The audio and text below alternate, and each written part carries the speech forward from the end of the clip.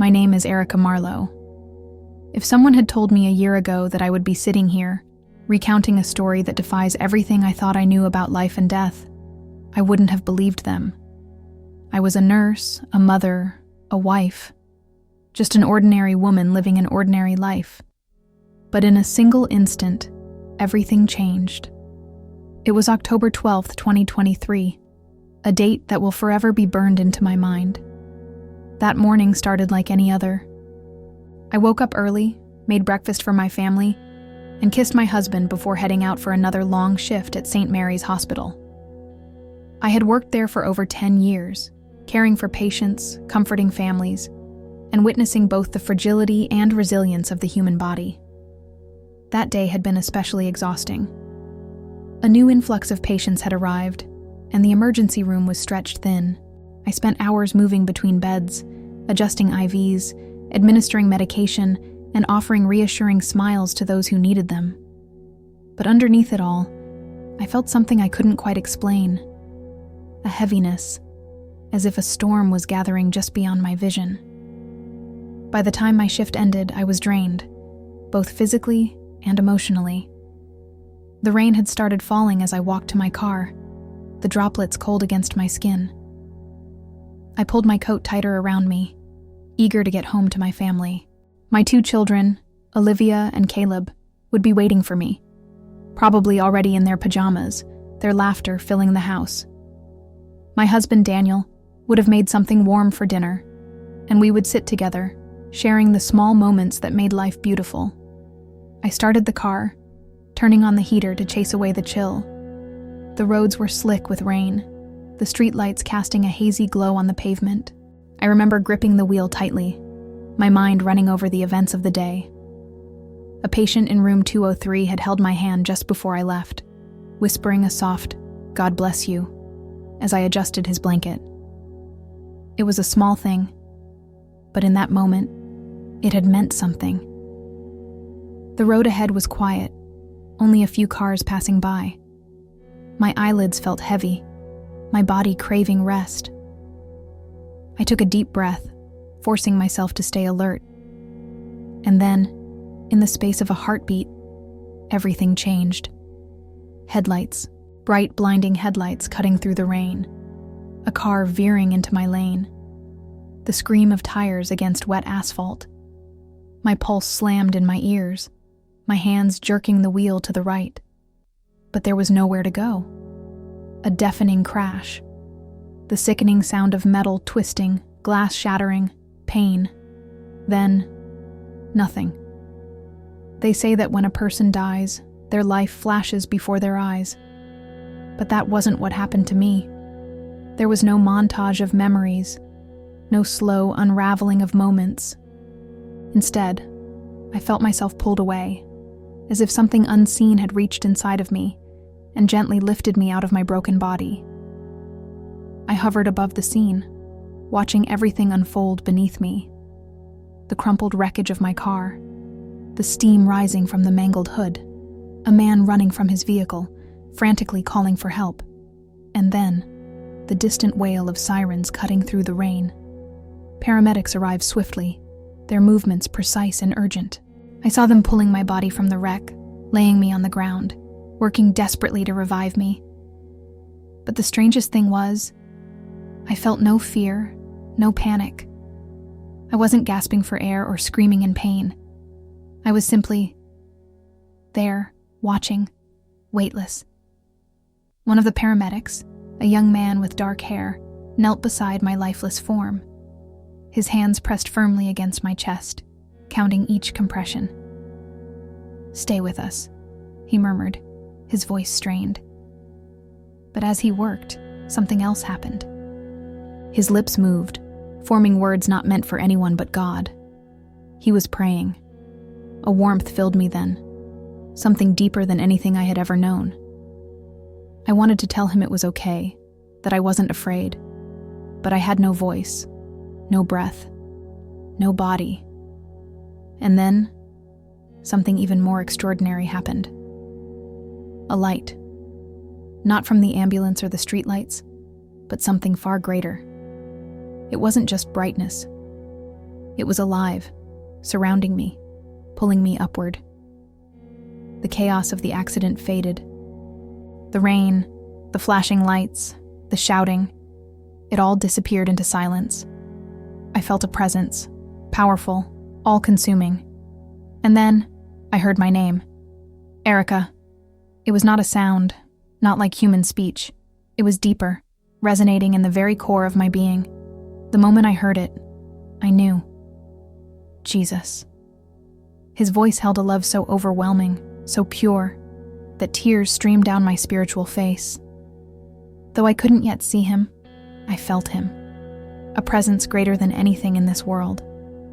At that moment, I understood something with absolute certainty. This was no dream, no trick of the mind. I had left my earthly life behind, and what was waiting for me on the other side would change everything. I was weightless, suspended in an expanse of pure, living light. The world I had known, the rain-soaked streets, the flashing ambulance lights, the desperate voices, was gone. I was somewhere else now, somewhere beyond the reach of time and pain. I couldn't see walls or a sky, yet I wasn't afraid. In fact, fear had completely left me. A peace unlike anything I had ever known wrapped around me, as though I had been carried into the embrace of something far greater than myself. The presence I had felt before, the one that had spoken my name, was closer now. Then, the light shifted. It was no longer just around me. It was within me, filling me with warmth that resonated deep into my very essence. And then, I saw him. At first, his form was obscured by the brilliance of the light, but I knew without question who stood before me. It was Jesus. His presence filled every part of me, overwhelming me with love so vast, so pure, that I could hardly comprehend it. Falling to my knees, though I had no physical body, it was as if my soul itself bowed before him. I wept. Not tears of sorrow, but of something greater. I had never felt so fully known, so completely understood, and yet so utterly loved. My child. His voice echoed, not in my ears, but in the very core of my being. I have brought you here for a purpose. His words carried weight beyond their sound. They held truth, authority, a knowing beyond anything I had ever felt before. I struggled to find my own voice. Lord, I managed. Where am I? A soft sadness passed through his gaze, but his love never wavered. You are with me, but your journey is not over. He stretched out his hand, and in an instant, the radiant light around us transformed. We were standing somewhere else, somewhere impossibly vast, a space that felt endless and eternal. Yet before me, I saw something unexpected. Earth. Not as a distant planet in the sky, but as a living vision unfolding right before my eyes. Jesus raised his hand slightly, and suddenly, scenes began to appear. Moments of people's lives flashing before me like pieces of a grand puzzle. I saw families laughing together, churches filled with worshipers, children running through fields of golden light. But as I watched, something changed. The warmth that filled these scenes dimmed. The light in their eyes faded. The joy, the peace. It was slipping away, but they didn't seem to notice. I saw entire communities embracing something new, something promising ease and comfort. Technology that seemed to simplify their lives. But at what cost? Jesus turned his gaze toward me, and the depth of sorrow in his eyes sent chills through me. Many are asleep, he said softly. They do not see what is coming. The vision shifted again, showing me how people were being led deeper into something they didn't understand. At first it was simple, harmless even. Tiny devices, conveniences that made daily life easier. People no longer carried wallets or keys. They simply waved their hands and doors unlocked. Purchases were made, accounts were accessed. They didn't question it because it made life better. I watched as churches integrated these advancements without hesitation. Sermons streamed seamlessly through devices. Offerings were given with a blink of an eye. No one suspected anything was wrong because no one had been asked to deny God. But something beneath it all felt hollow. I turned to Jesus, my heart pounding. Lord, is this the mark? His expression remained unreadable for a moment before he answered. Not yet, but it is the beginning. The weight of his words sank into me. The enemy was preparing the world, slowly, carefully, so that when the time came, they would accept the final step without hesitation. A lump formed in my throat as I watched parents willingly have their children receive these devices, believing it was for their safety. It was marketed as a way to ensure security, to keep their loved ones close, to eliminate the risks of the unknown. Jesus exhaled softly, sadness clouding his expression. They do not see that what is given in the name of safety will one day become the very thing that binds them. The vision continued to shift, showing me glimpses of what lay ahead. I saw how subtle the deception was, how people were being guided into a system they would come to depend on. A deep ache filled my heart as I watched this unfold, knowing that so many good, faithful people would not recognize it for what it truly was. They would embrace it, believing they were doing the right thing. They would trust the world's promises without ever questioning what they were surrendering in return. Jesus turned to me again, his voice gentle yet urgent. You must tell them, Erica. Tears blurred my vision. But Lord, I'm just a nurse. Who will listen to me? A loving yet firm smile touched his lips. I have always used the humble to confound the wise. Do not worry about who will listen. Your task is to share what you have seen. His words settled deep into my spirit, igniting something I had never felt before. A call, a purpose. Even as the vision around me shifted once more, I felt an overwhelming need to share this message with those who had ears to hear. Because time was short, and the deception was already creeping into the world. If you're reading this, know that you are here for a reason. I believe you were meant to hear this. I want to invite you to be a part of our community, to join us in seeking truth together. If this message speaks to your heart, take a moment to show your support, like this video, and comment Amen below to receive blessings. Let me know where you're watching from, so we can include your city in our prayers, because now, more than ever, we need each other, and we need to keep our eyes open to what is coming. I stood beside Jesus, my spirit trembling as I gazed at the visions before me. The weight of what I had seen pressed heavily against my soul. People, good people, unknowingly walking into a deception so well crafted that they wouldn't even recognize it. Jesus extended his hand, and suddenly the vision changed. I no longer saw the world as I had known it. Instead, I saw beyond the physical, into the realm where truth could not be hidden. Everything was layered.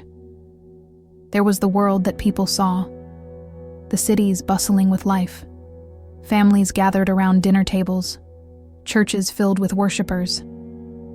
But beneath that, another layer pulsed with something darker, a network of unseen forces slowly weaving its way through humanity. I gasped as I saw shadowed tendrils creeping through the streets, into homes, into hearts.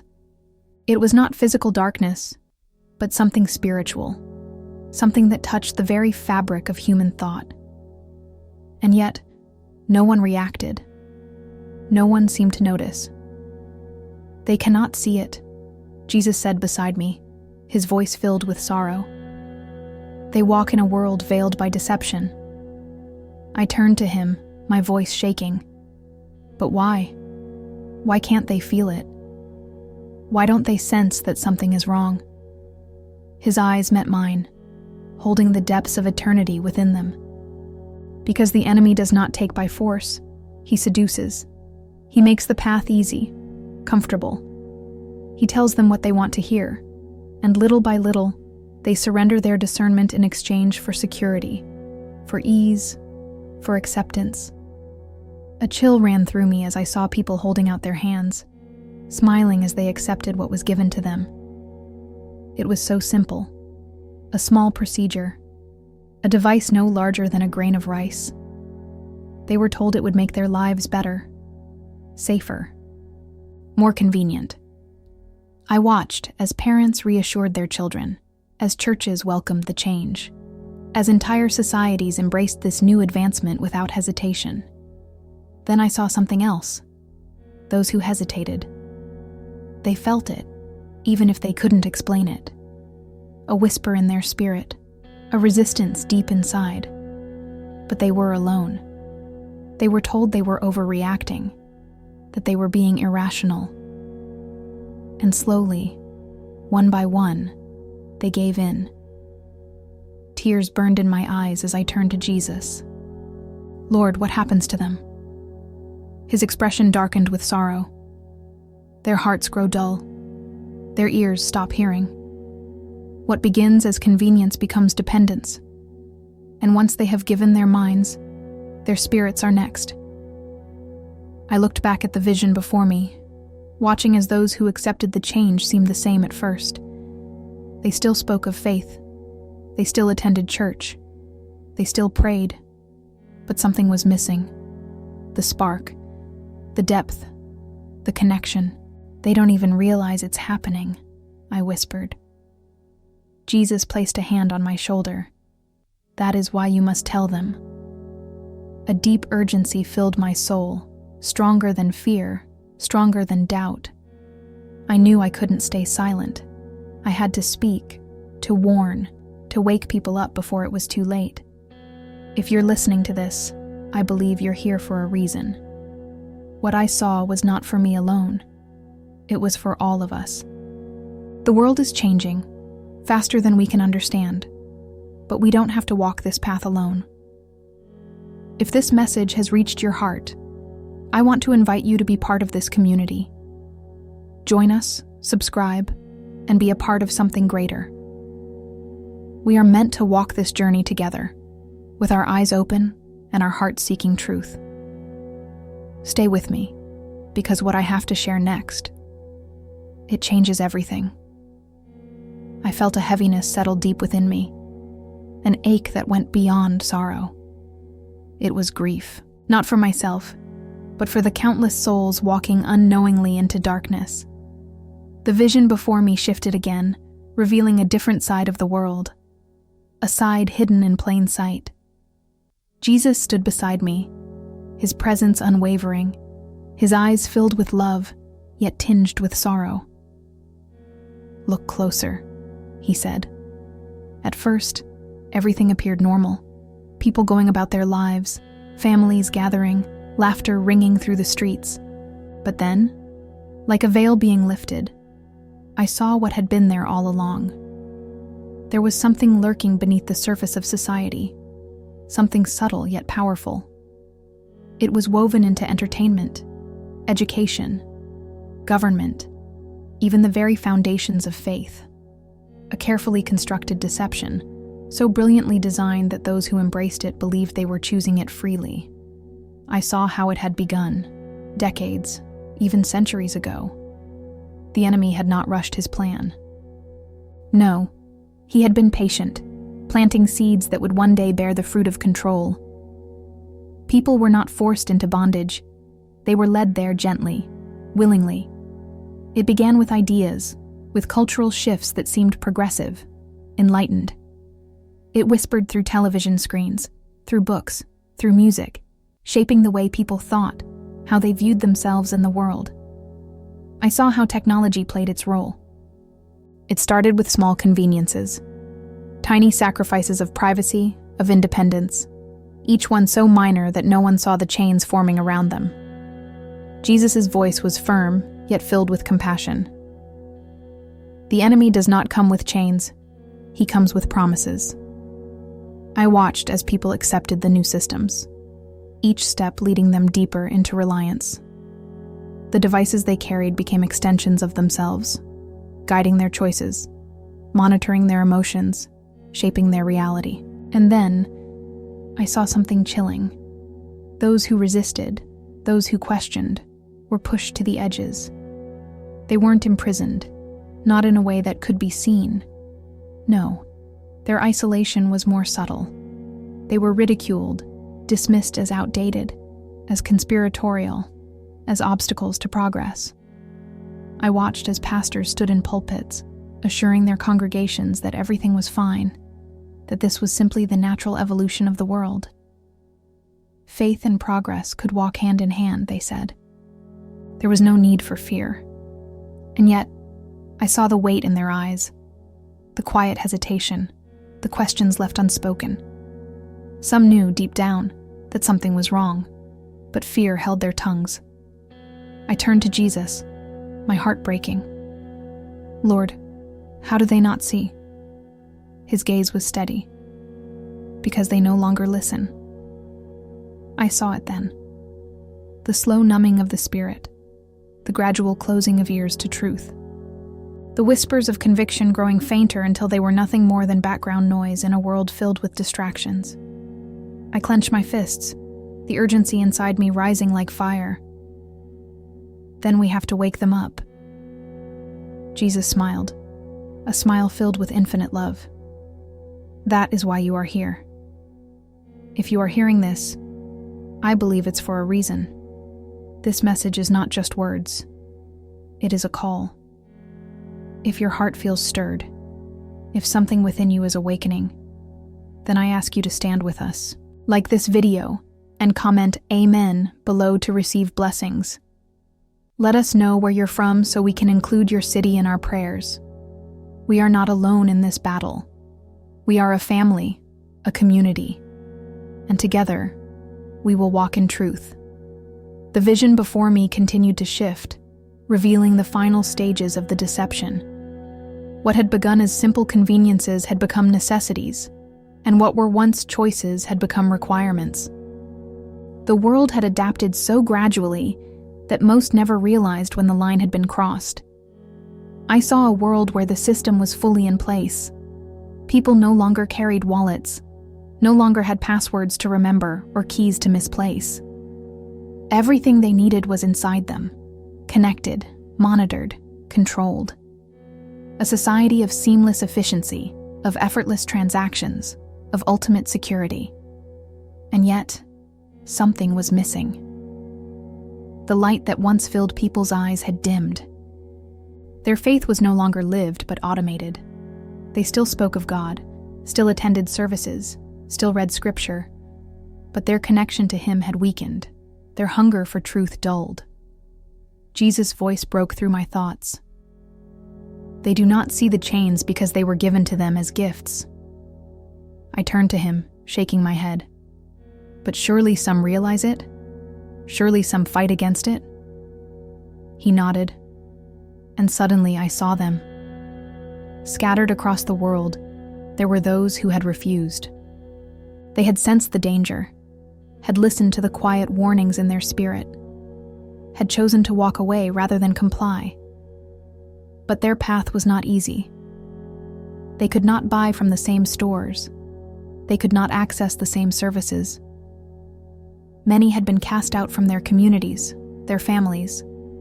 Some had lost everything. And yet, they had something that the others did not. Hope. Faith that burned brighter than before.